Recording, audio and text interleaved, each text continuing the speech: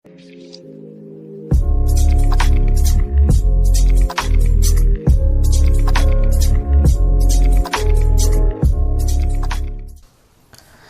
we start with the thermodynamics. ഇതിൽ മെയിനായിട്ട് രണ്ട് ടേംസ് ആണുള്ളത്. ഒന്ന് ഡൈനാമിക്സ്, വേറെ ഒന്ന് തെർമൽ. തെർമൽ എന്ന് വെച്ചാൽ it deals with heat. Dynamics എന്ന് വെച്ചാൽ നമുക്കറിയാം മോഷൻ അല്ലെങ്കിൽ മൂവ്മെൻറ്റ്. അപ്പോൾ ഇതിൽ ഹീറ്റ്, അതേപോലെ തന്നെ ഹീറ്റ് കൺവേർഷൻ നടക്കുമ്പോൾ വർക്ക് അല്ലെങ്കിൽ അതർ ഫോംസ് ഓഫ് എനർജി, ഇതുമായിട്ടെല്ലാം റിലേറ്റ് ചെയ്തതാണ് അല്ലേ. Mainly deals with heat and other forms of energy. അതിലൊരു മെയിനായിട്ട് വരുന്ന രണ്ട് എനർജി ട്രാൻസ്ഫർ എന്ന് പറയുന്നത് ഒന്ന് ഹീറ്റ് തന്നെയാണ്, വേറൊന്ന് വർക്ക്.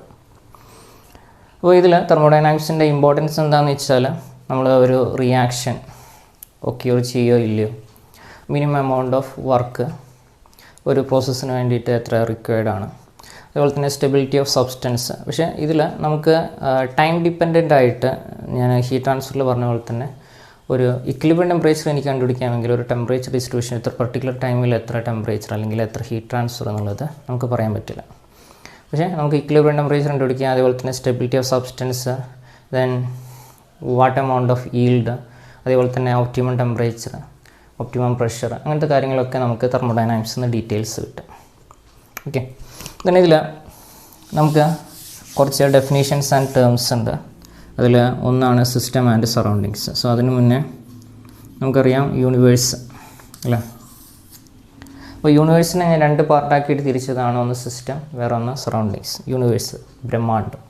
അപ്പോൾ ഒന്ന് സിസ്റ്റം, ബേസിക് ആയിട്ടുള്ള കുറച്ച് ഡെഫിനേഷൻസ് ആണ്. ഒന്ന് സിസ്റ്റം, വേറൊന്ന് സറൗണ്ടിങ്സ്. അപ്പോൾ സിസ്റ്റം സറൗണ്ടിങ്സും കൂടെ ആഡ് ചെയ്താൽ എനിക്ക് എന്ത് കിട്ടും? യൂണിവേഴ്സ് കിട്ടും. അപ്പോൾ ഞാൻ എന്തിലാണോ ഒബ്സർവ് ചെയ്യുന്നത്, അതായത് യൂണിവേഴ്സിൻ്റെ ഏതെങ്കിലും ഒരു പാർട്ടിൽ ഞാൻ ഒബ്സർവ് ചെയ്യുകയാണെങ്കിൽ കുറേ മോളിക്യൂൾസ് ഉണ്ട്. ഇപ്പോൾ ഈ ഒരു വോളിയത്തിനകത്ത് കുറച്ച് മോളിക്യൂൾസ് ഉണ്ട്. ഇതിൽ ഞാൻ ഒബ്സർവ് ചെയ്യുന്നെങ്കിൽ ഇതാണ് എൻ്റെ സിസ്റ്റം.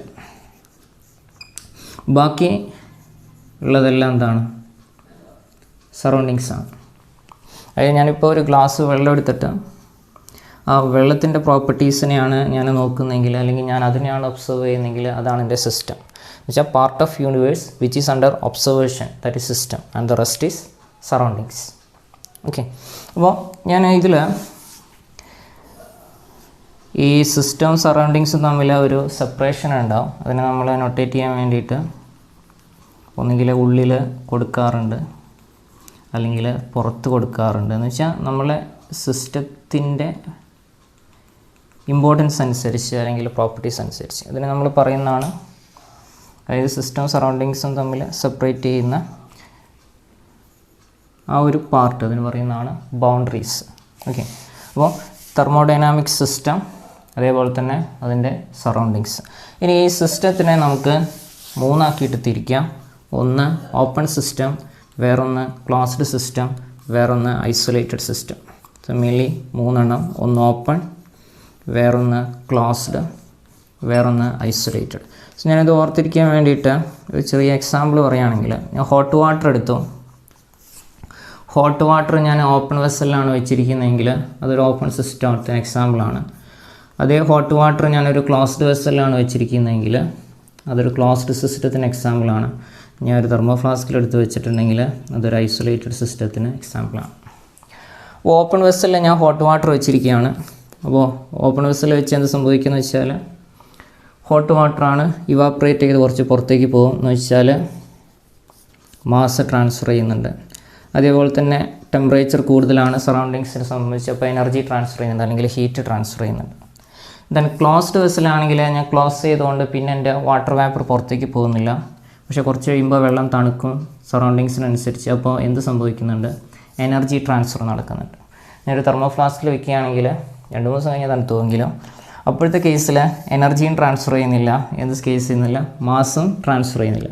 അപ്പോൾ ഓപ്പൺ സിസ്റ്റം എന്ന് വെച്ചാൽ system which can exchange both energy and mass, അല്ലെങ്കിൽ both matter and energy with the surroundings.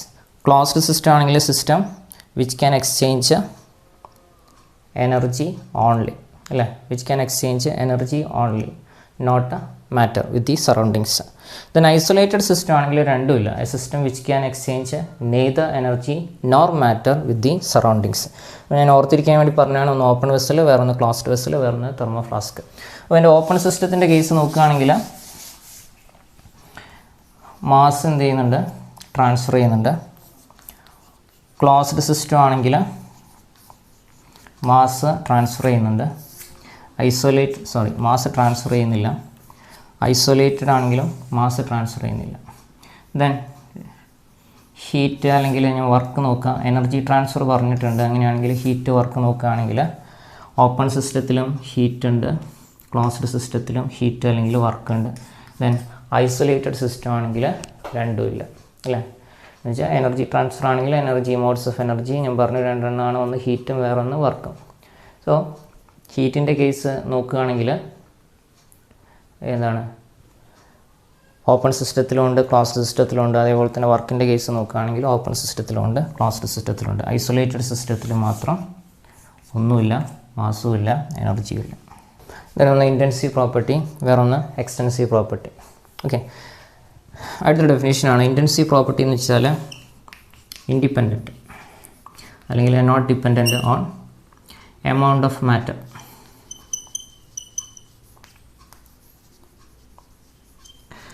Extensive property എന്ന് വെച്ചാൽ depend upon amount of matter. അപ്പോൾ എമൗണ്ട് ഓഫ് മാറ്ററിനെ ഡിപ്പെൻഡ് ചെയ്യുന്നത് എക്സ്റ്റൻസീവ്, ഡിപ്പെൻഡ് ചെയ്യാത്തത് ഇൻറ്റൻസീവ്.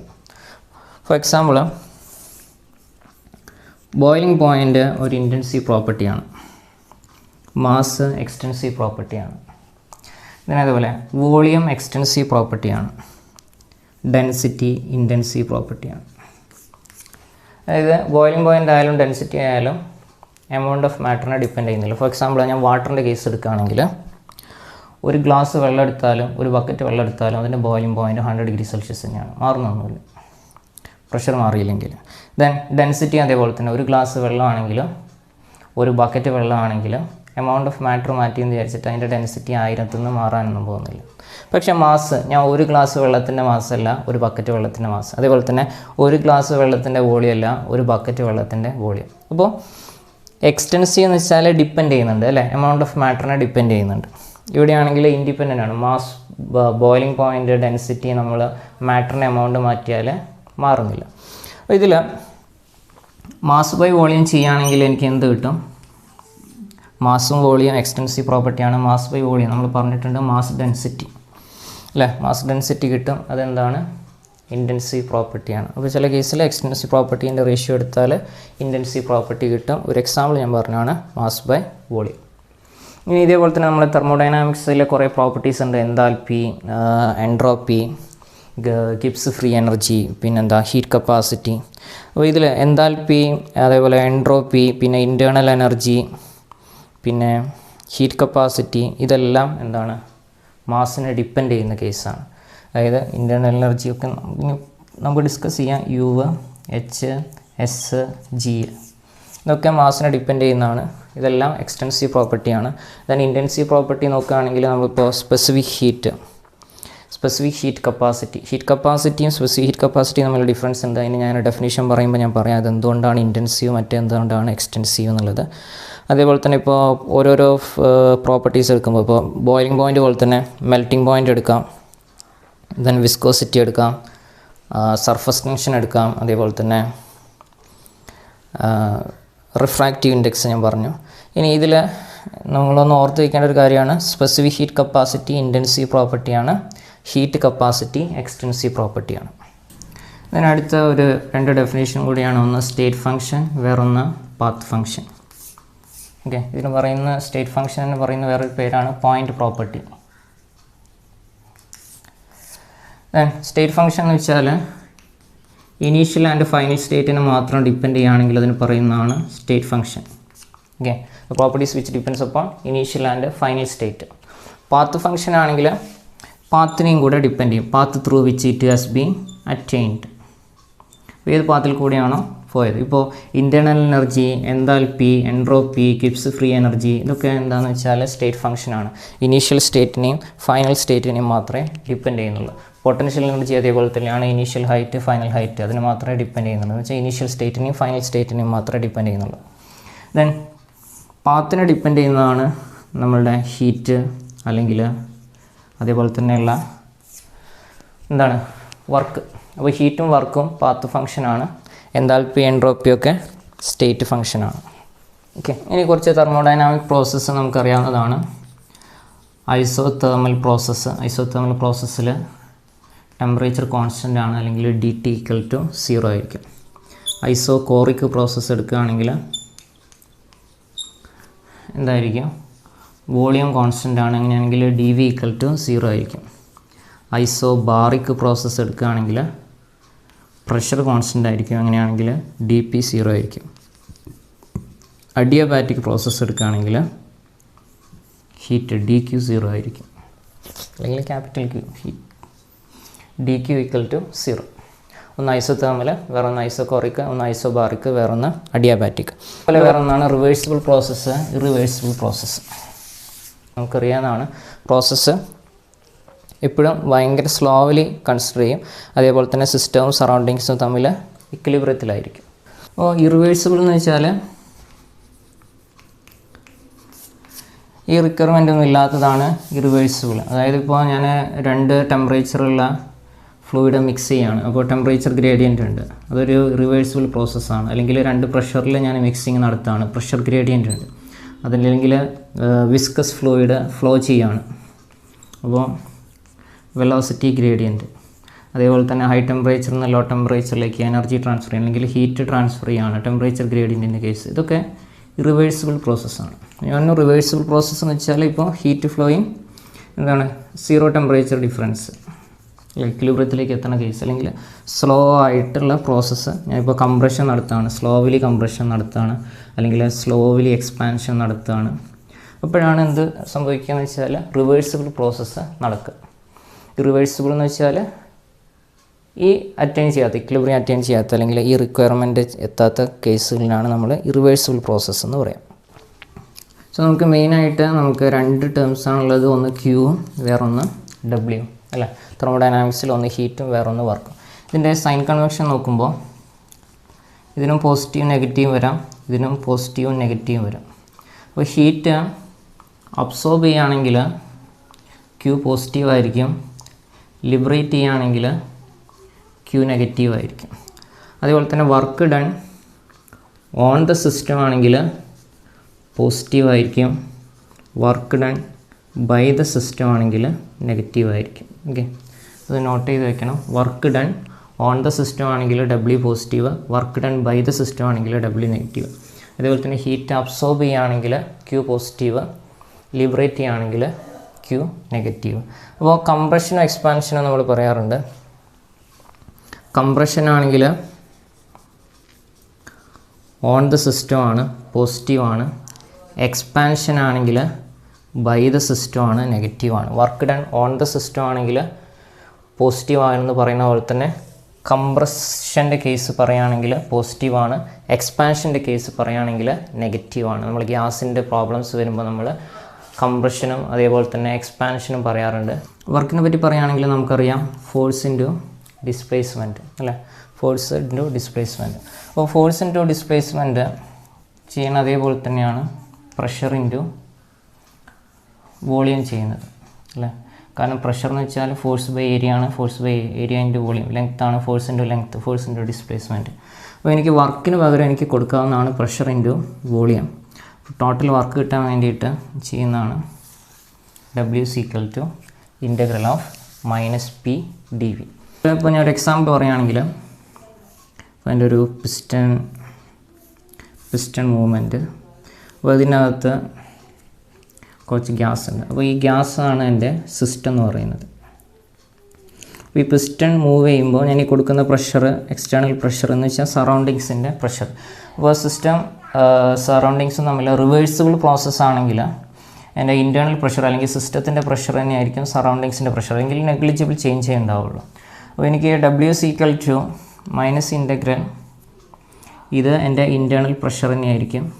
ജനറലി വേണമെങ്കിൽ എക്സ്റ്റേണൽ എഴുതാമെങ്കിലും ഇതിൻ്റെ റിവേഴ്സിബിൾ പ്രോസസ്സ് എടുക്കുമ്പോൾ അങ്ങോട്ടേക്ക് കൊടുക്കുന്ന പ്രഷർ തന്നെയാണ് ഇങ്ങോട്ടേക്കും ചെലുത്തുന്നത്. ചെറിയൊരു വ്യത്യാസം ഉണ്ടാവുള്ളൂ, അതൊരു നെഗ്ലിജിബിൾ ഡിഫറൻസ് ആയിരിക്കും. So P external equal to P internal. നമ്മൾ ഡബ്ല്യുവിൻ്റെ കേസിൽ ഇൻ്റഗ്രൽ ഓഫ് -p/dv ആണ് എഴുതുന്നത്.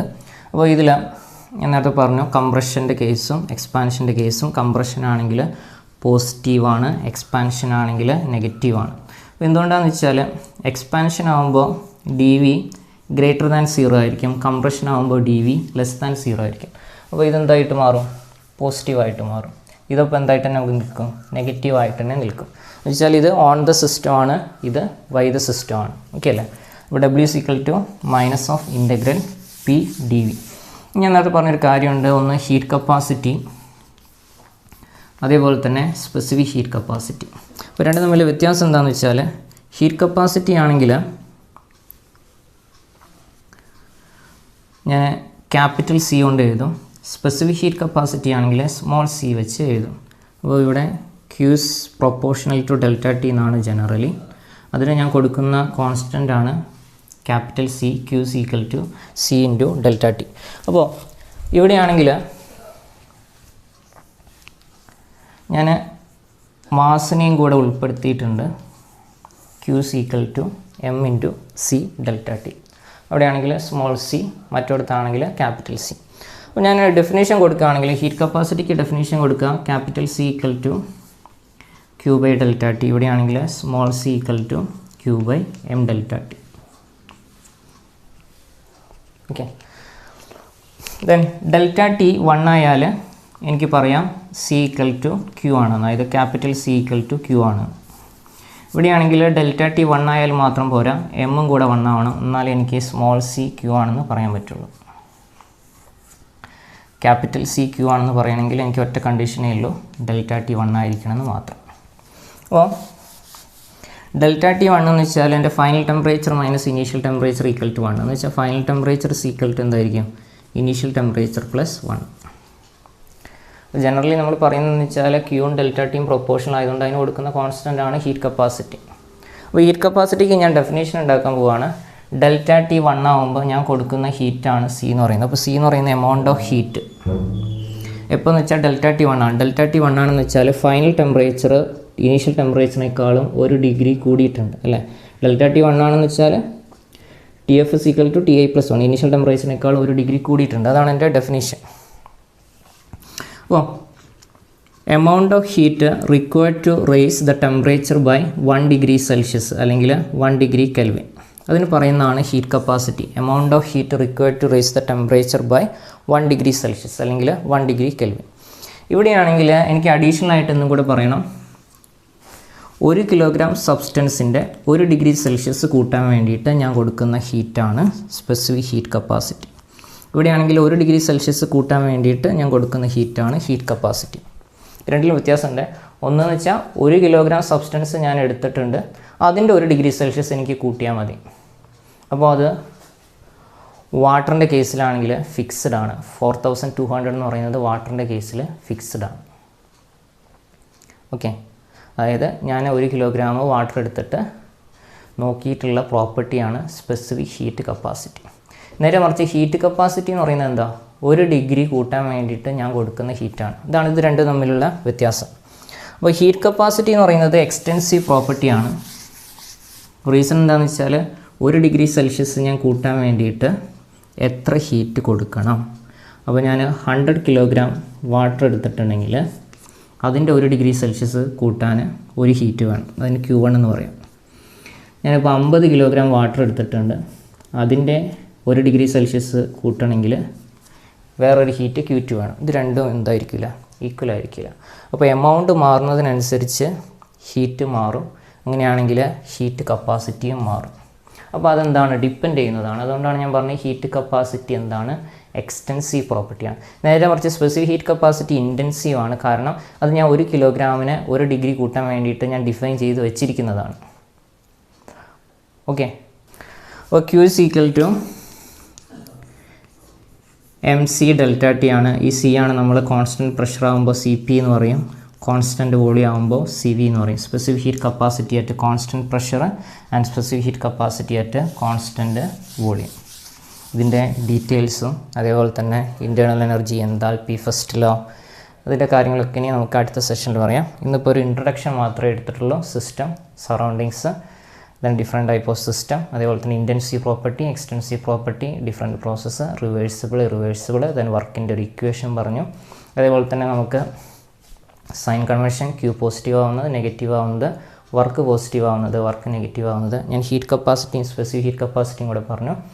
അത് എക്സ്റ്റൻസീവ് ഇൻറ്റൻസീവിൻ്റെ കേസും പറഞ്ഞു. അതേപോലെ തന്നെ സ്പെസിഫിക് ഹീറ്റ് കപ്പാസിറ്റി 2 ഉണ്ട്. CP ഉണ്ട്, CV ഉണ്ട്. Q = mCp ΔT അല്ലെങ്കിൽ mCV ΔT. ഓക്കെ, ഇനി CPയും CV തമ്മിലുള്ള റിലേഷൻസും അതേപോലെ തന്നെ അതുമായിട്ടുള്ള ബാക്കി തെർമോഡൈനാമിക് പ്രോപ്പർട്ടീസും ഒക്കെ നമുക്ക് നെക്സ്റ്റ് സെഷൻ ഡിസ്കസ് ചെയ്യാം. Okay, thank you.